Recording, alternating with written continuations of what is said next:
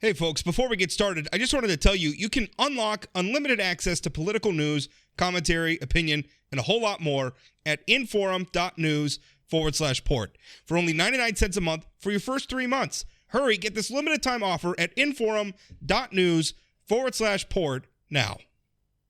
This podcast is brought to you by the North Dakota Petroleum Foundation. From heating our homes, empowering our vehicles, to cell phones, clothing, and medical equipment, oil and natural gas makes everyday life better.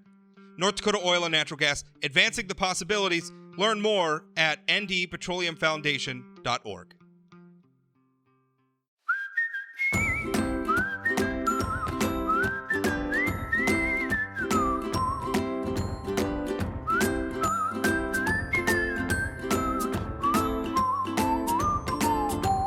Welcome to Plain Talk, and first of all, thanks to all of you for listening, and it's been just awesome watching just the amount of reaction that these podcasts have been getting. That's just so cool. Wanted to remind you that if you want to support the podcast, don't forget you can get a subscription and get all the great content that Forum Communications produces across all of our publications. One subscription, you subscribe to the Forum, you get the Grand Forks Herald, you get the Jamestown Sun, you get the newspaper in Duluth, the newspaper in Rochester, all across our region. And actually, if you go to inforum.news/port, you can get a 99-cent a month introductory rate, after which I think it's like $10 a month. So pretty awesome deal. Also, if you're listening to this via Facebook or something like that, consider subscribing on your favorite podcasting platform like Spotify or Pocket Casts or something like that. That way, when there's new episodes, you can get notified. It'll be right on your phone or your other devices, and you can listen at your convenience.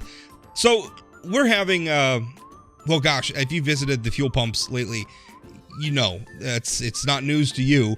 Prices are up. And when fuel prices are up, it's not just fuel prices that are up. That touches on everything. That's really kind of the amazing thing that for some reason we all know, but we all forget all the time, is that oil touches everything in our economy. All the groceries in the grocery store get there on a truck, and that truck runs on oil. All the, your vehicle runs on oil. Everything you're ordering off Amazon has to be delivered for you. It all runs on oil. Airplanes run on oil, all of it. And so when the prices go up, the price of everything goes up. There's some elasticity in the market, but when prices go up and they stay up, that's the reality. Prices go up, and we don't need prices up. There's a lot of factors pushing prices for Americans up, and it's frustrating. Now, the debate right now is obviously we have sanctioned Russia, rightfully so, because of what's happening in Ukraine, among other factors. And that has provoked a debate here in the United States whereby we're saying, why are we hampering domestic energy producers while calling on countries like Venezuela and Saudi Arabia to produce more oil? It doesn't make any sense. The Biden administration says we're not hampering anything. So here to talk with me about that, because North Dakota is an important player in this game, here to talk with me about that is Ron Ness. He's president of the North Dakota Petroleum Council. Ron, how you doing? I'm doing fantastic, Rob. Thanks for having me on today. And I filled up my Suburban last night, and it was $99.36. Yeah. Ouch. Yeah, last time I filled mine up, and I'm down to a quarter tank again, so I'm gonna have to fill again soon. But the last time I did, it was over $100 to fill it up, which was not great. So right now, North Dakota's part of this is, I think, the issue that's probably most squarely affects North Dakota is even before everything happened in Ukraine, we had a presidential administration in the Biden administration that came in to inhibit oil production. I mean, obviously there's some of the high profile stuff like the Keystone Pipeline, took that off the board. But also, there's this moratorium on federal lands, and that's really a consequential thing for the state of North Dakota. So our former Attorney General filed suit, and our current Attorney General, Drew Wrigley, is continuing that suit over that matter. So it's become important because all of a sudden fuel prices are skyrocketing, and the Biden administration is in, I would think, fairly described as spin mode about that. But describe for us from the industry perspective a little bit what's going on. Rob, make no mistake about it. And this president made it a focus point of his presidency. On day one, he canceled the Keystone XL pipeline. Subsequently, hasn't held a federal lease sale in 2 years. That has a dramatic impact on North Dakota because you've got a lot of small federal tracts in amongst all of the private land and private minerals, which you have to have a federal permit to go complete those wells. And they talk about these 9,000 leases out there. Well, a lease doesn't do you much good if you don't have a permit to drill. And of course, 9,000 across the entire country. I think there's 1,000 in North Dakota alone that are held up because of other federal bureaucratic processes. President Trump had moved ANWR to the point in which we were ready to proceed into ANWR and look for oil. I was in ANWR 20 years ago. Trust me, the people in Kaktovik, the small area up there, want energy production. It's their livelihood. It's their future opportunity. President has made it a focal point to basically limit every approach to fossil fuel growth in the country possible. And the big thing for us, really, you got federal permits, all of these other things, but it's really the access to capital, the type of people that he appoints to be in charge of the Fed, of the Treasury, his messaging to the banks, the investment community. That is the biggest impact. And last week we had with Senator Kramer, we had a conference session with many of our members and Neil Kashkari, the president of the Minneapolis Federal Reserve Bank, solely focusing on that we could have a difference tomorrow if this president walked to the podium and urged the financial industries, the banks, Wall Street, and others to reinvest and invest back in fossil fuels in America, namely oil, natural gas, and coal, because that is substantially, a lot of money's been taken off limits. A lot of money has just been restricted. We've got ESG things making it extremely hard to go out and get money to grow. 1/3 of the shortfall of the world today on oil production comes from basically America, and a big chunk of that is from North Dakota.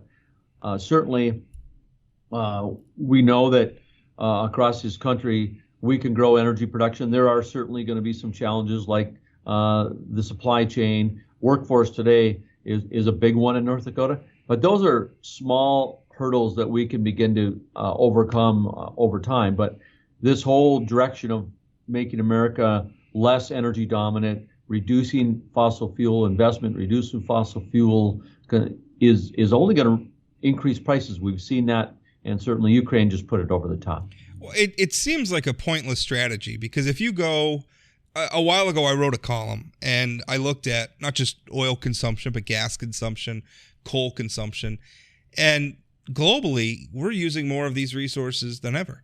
The trend has been up, not down. And I don't know if the average American, if the average voter is aware of that. I think the perception they have is because we've been building wind turbines and solar panels and all this stuff, driving around Teslas, that our consumption is down, and it's not. Our consumption is up, and all we've really accomplished with a lot of these, and what you're describing is essentially sort of a war of attrition, where it's, for instance, on the oil leases. I know there's a national headline going around right now saying, it's they can develop on oil leases, right? That the way is cleared, except what they're not mentioning is that you have to calculate in the cost, this sort of contrived social cost of developing those minerals, which in a lot of cases makes that completely unprofitable. So it's like, oh yeah, you could go ahead. We've inflated the price for you to the point where it's unprofitable, but go ahead and develop those mineral releases on federal land. They just don't want us to. And all that attitude is done, Ron, I would argue, is it's just pushed oil. It's pushed prices up for Americans, first of all, but it's also pushed production to places like Russia, to places like Venezuela that don't give a rip about things like responsible development. We haven't reduced our dependence on oil. We've just pushed oil production and oil use and consumption and coal, frankly, to other parts of the world. That's the picture that I'm seeing. Outsourced our energy guilt, I believe, would be the words, Rob. And in the meantime, we gave away our geopolitical strength. We had former Secretary of State Mike Pompeo here last May, and the number one thing he said everywhere he went in the world, the top 2 or 3 things that was talked about, energy and the ability of America to supply our friends and allies across the world with energy. You look at what's going on in Europe today. Never been more true than today. The ability for us to produce energy not only provides jobs, economy, it's the cleanest energy in the world, but the geopolitical implications of us being able to do that have been so significant. And it's almost like it's a goal of the progressive left to give away, to increase our American energy costs, try and make their platform more affordable in comparison. But it's really just, it's kind of crazy because American public knows where to point the finger. They have stood there for a year and tried to diminish investment in oil and gas, diminish fossil fuels, and now all of a sudden, when prices go up, they're trying to point the finger elsewhere. And I don't believe the American public's buying it. I think the American public should be mad. We can do this in America. We have shown that we can not only produce energy, but we can produce it clean. I believe that we can make the Bakken barrel the cleanest barrel of oil in the world. We're going to do that. We recognize that the world wants cleaner energy. But you're right, Rob. Population of the world is growing. The rest of the world badly needs energy, not just for transportation needs, but really for health, safety of their livelihoods. And international investment in oil and gas is down 50% over the last 7 years.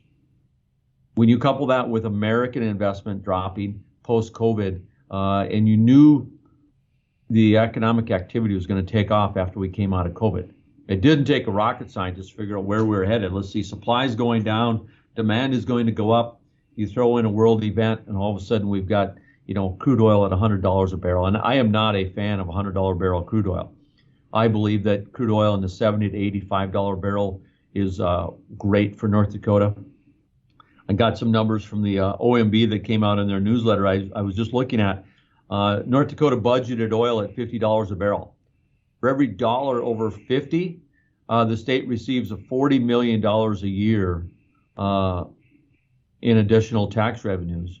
So seems like North Dakota is going to do quite well. Yeah. But again, we do better at $75 or $80 a barrel than we do at 100 because the impact on inflation. Right. The thing is North Dakota doing well? We're not immune from those price increases. It's good. High oil prices are good for our economy, but they're also painful in that we have to pay the high prices too. So we need a better balance. And I want to talk about the tax situation in North Dakota in just a minute because I think that's maybe something we need to take a look at. But the what really bothers me is what's driving. So it's been a political campaign. It'd be one thing if people were taking investment, denying capital to oil because there was something better, right? Like back when everybody was getting around on horses. And then all of a sudden the automobile came along. It made sense that capital would switch from investing in horse buggy manufacturers to investing in auto manufacturers. That made sense. We figured out a better way of doing things. But that's not what's happening right now. We don't have an alternative to oil that can scale to meet what oil is to our lives. We don't have it. It's not there. So when we're denying investment in oil production, we're just hurting ourselves. We're just hurting ourselves. And that, to me, it's an ideological move, Ron, and it's irrational. And when we start making irrational political decisions in the marketplace, we get hurt. We get a bubble and we hurt ourselves. And we need to stop it. We need to live in reality. And the reality is we need oil. And if we need oil, why not produce our oil under our regulations and our laws in a way that not only provides a product that we need, but we can create some prosperity for ourselves along the way. Why not do that? It just seems so obvious to me. Well, certainly the progressive left has determined that fossil fuels are bad, and that as Americans that we should all just be willing to pay that much more. When you look at inflation right now, it's up 7.9%. 1/4 of that is driven by high energy prices. The scalability of oil is so dominant into society across the world, and the demand for it, the need for it. We're going to get that oil from somewhere, because without it, the cost of energy just go so high. And everybody forgets, but we cracked the code from oil from shale right here in partial North Dakota, and it's a piece of great American history. And now you look at what's going on in the Permian Basin in Texas and Oklahoma and Niobrara and Wyoming. But we're at a vastly different point today in the Bakken than we were 8 years ago, 10 years ago, 15 years ago, when the money was flowing here. We were looking to grow. The rest of the country's economy was in the dumps. North Dakota became the spot to invest. And now you look at it from an investor standpoint, and you've got all these different oil plays. You've got a play here that's been here for a long time, so you can come back and maybe get the oil later, or you can just take your money. You're going to take your money and invest it where you get the best return. And looking at, Democrats in Congress are talking about a windfall profits tax.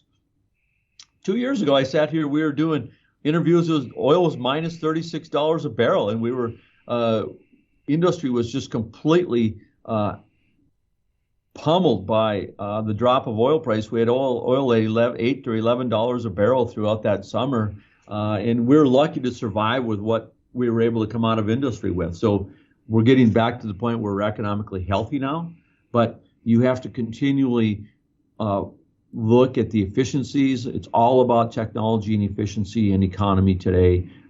If you're going to grow that Bakken, we're not in super growth mode anymore. We're in the mode in which it's critical to our economy to make sure that we can sustain oil production over 1 million barrels a day for the next 10 years. Vastly different than going to 2 million barrels a day or 2.5 million barrels a day. We need technology and efficiency every day. Do we what's holding back? Because I think in a lot of people, and this is certainly sort of the argument we're getting from the Biden administration and people aligned with them, is, oil prices are high. Why aren't these guys investing in more development? And to me, as an outsider looking in, the answer is, how long are these high prices going to last? Investing in oil development is kind of a long-term thing. It's not something you just do at the drop of a hat. It takes time. We also have a workforce shortage in Western North Dakota. We can't find enough people to take the jobs and to do the jobs. But to speak to that a little bit, why not, for the people who are saying, look, at oil prices are sky high, they ought to be drill, if they in taking advantage. Why isn't that happening? Rob, this is a super big train, machine, boat, whatever you want. And in order to basically turn this thing all the way around or turn it, 180 degrees, it takes a long time, and it takes commitment by investors. It takes all of those people in that food chain have to all agree. This is here for the long term. We are just coming out of a really devastating period, but it all starts with things like federal leases, federal permits, encouragement by our American government to wake up every day and want to encourage production, not try and regulate you out of business, add more costs, add more regulations. So I think you can produce a lot more American energy, but you've got to really you've got to put the steps in place in order to do that. Industry and the investors cannot just there's not some magic spigot you turn, magic valve you turn. You've got to go back out. You've got to, build up those workforce, those drilling rig crews, the equipment, all of those things got to happen, and it doesn't happen overnight. And certainly in the Bakken, we're in a different situation where you've got, leases are all held here. You've got players that own leases and portfolios and house their individual economics. So over time, it will happen, but the push has been to decrease the investment in fossil fuels for now 15 months. Look how quickly we went from a dominant world energy producer to not a dominant world energy producer, really with policy. Yeah. Really with policy and the pushing of the American public. Fossil energy is bad. Kids and younger people don't want to go to work in that industry. You don't want to put your investment into that industry, right? You don't want to wear a shirt with a brand of that industry. That all has an impact. But meanwhile, we're all using the product produced by that industry every day because there's not a good alternative, and it works. It works. Let's talk a little bit about the tax code in North Dakota. Now, we've done some reforms to it. Before we had. And really, the problem I look at North Dakota's oil taxes, and the problem is we keep doing these stupid triggers, and I don't understand what the point. I mean, I guess I understand that the original point was that we were going to have a lower tax when oil prices were lower to try to help the oil industry in North Dakota stay. This was kind of a pre-Bakken oil boom thinking, but to try to keep the oil industry sustainable even at lower prices. But what we've done by embedding, and we've done reforms since then, and that there's still a trigger in place where it triggers a higher tax rate at high oil prices that it could, I guess, Ron, you follow up more closely than I do, is either going to go into effect or possibly already is in effect. And so the problem is this creates a tax code that is bolted to what we all know is a very volatile thing, which is oil prices. And that creates a volatile tax market or a tax regime, which runs contrary to all the things that we say that we want government to be, which is stable and predictable. So tell us a little bit about the tax situation, because I feel like this is something that we could address as a state and not having to worry about the feds or anything. This is something that we could address as a state to fix and to help our industry stay sustainable. Rob, this is a great piece of history of American and North Dakota oil and constitutional measures and policy. In the early 1980s, the people of North Dakota instituted a 130% tax increase, imposed a extraction tax on top of our production tax. Then, of course, the oil went bust in the 80s, and our tax was 11.5%. Basically, if you make $1,100 on oil, $11.5 of that off the top goes to the state. Over the next 30, 40 years, they had this trigger. Basically, the tax would go from 11.5 down to 5, back up to 9, down to 7, and it was just a mess. In 2015, the North Dakota legislature just finally recognized that you can't budget for a state. Counties, water development, education, all those projects, the tax would drop by 130%, as would the revenues, any time of low oil prices. So recognizing the Bakken is more of a manufacturing process at this point. You need stability, just what I was talking about. They established a 10% flat rate for oil taxes with a trigger on it for a high price, just because that had to be one of those last things into the bill in order to get a few more of the a fig leaf, I think they call it. Fig leaf, right? Yeah. Well, again, that was 7 years ago, and I would say that oil gets over 90, yeah, everybody's good. But of course, some producers are hedged at $70. They're still going to pay the higher tax. So everybody's got a different scenario. But I would just say a flat, more predictable tax rate is so much better. And of course, had those old triggers been in place, the tax would have been 5% throughout all of COVID, because it would have dropped all the way down, and our state would have been in a financial constraints. Yeah. So I would just say that the law is the law today, but I really believe that the 2023 legislature should look at this higher tax rate. You've got to compete now. The Bakken's in a situation where it's got to compete every day for every dollar of investment, whether the dollar is going to the Permian or whether it's going to the Bakken or whether it's going somewhere else in the country. And I would just say a flat tax rate of 10% provides substantially adequate revenues. Over 50% of the state's total revenues come solely from production taxes alone, not including sales tax, corporate tax, or any of those other taxes. So, and of course, when oil's high, you get 10% of a higher price as well. So, yeah. But I think it's something we should look at as a part of a bigger tax package, possibly. I think so. I think just philosophically, I mean, just setting aside the interests of the oil industry, just philosophically, I think the public, I think the state of North Dakota, we're better served by predictable tax rates, and triggers are just bad policy. I think especially when they're triggered based on a commodity price, which we all know go up and down, it creates problems for the state. It's not as bad as it was, because before the trigger was really triggering some dramatic cuts in the tax rates.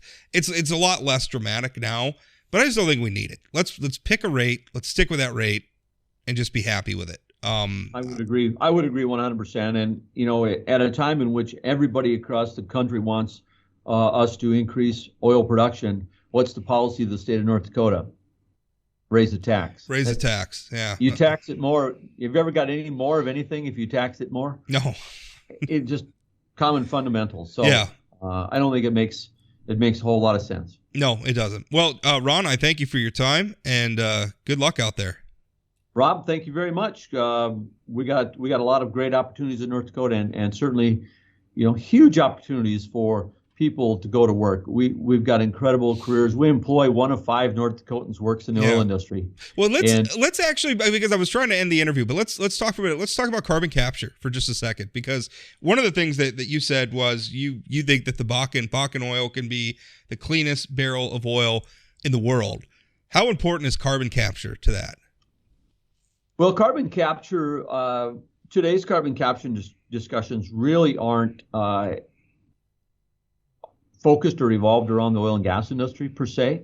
More of the emission issues with the industry is getting to what many producers now call a net zero Bakken pad, emission-free Bakken pad. You're getting all those emissions off that pad. We've invested $25 billion in natural gas infrastructure. Next is things coming off the tanks, things coming off the heater treaters. So the future of carbon in North Dakota, I think, from a Bakken standpoint, is what we're going to supercharge the Bakken with someday when the technology is right. You inject that natural gas and carbon, and you really repressurize the Bakken zone. And I think I don't know where it's at down the line, but I do think it's what takes this incredible resource, a top resource in the world and one of today's top 10 oil fields in the world, and you charge it back up with carbon. That will free that oil from that rock and allow it to flow into the wellbore. But it's highly technical. We need EERC and all the great minds of the world to continue on it. So that's the biggest issue on carbon. You're going to see some carbon CO2 activity down in Bowman County in an old Red River field down there. Be great for Bowman County. Try and revitalize that Cedar Hills oil field down there. That's happening right now. But we're still a ways away from it in the Bakken. But I think that's a great opportunity in the future. Well, I'm assuming that's why Harold Hamm, Continental Resources, one of the most consequential figures in North Dakota's oil play, that's why he's investing millions, hundreds of millions of his own money in the Carbon Express pipeline. Because that's capturing carbon from ethanol plants. There's no obvious direct benefit for that for Mr. Hamm's oil wells in North Dakota, except that it brings that carbon to North Dakota, where it could eventually be used for enhancing oil extraction, which of course is obviously a very much of interest to Mr. Hamm. So to me, I just look at it has a potential not just to be a wonderful industry for North Dakota in its own right, but to enhance our current industry. So to me, it's something to really be excited about. Well, it's certainly drawing a lot of the fact that North Dakota is ahead of the country in terms of regulations. We've got the incredible geology here, and I would say, Harold Hamm invests in businesses because he sees an economic opportunity in them, and I think in this particular business, he sees it just solely in that the upside of what's going on there and the credits that have been created. Those are unique things to our industry, frankly. We don't see deals like that, but down the road, I would hope you're right. I would hope that it's in the proximity in utilization for the Bakken. Ron, thanks for your time. Thank you.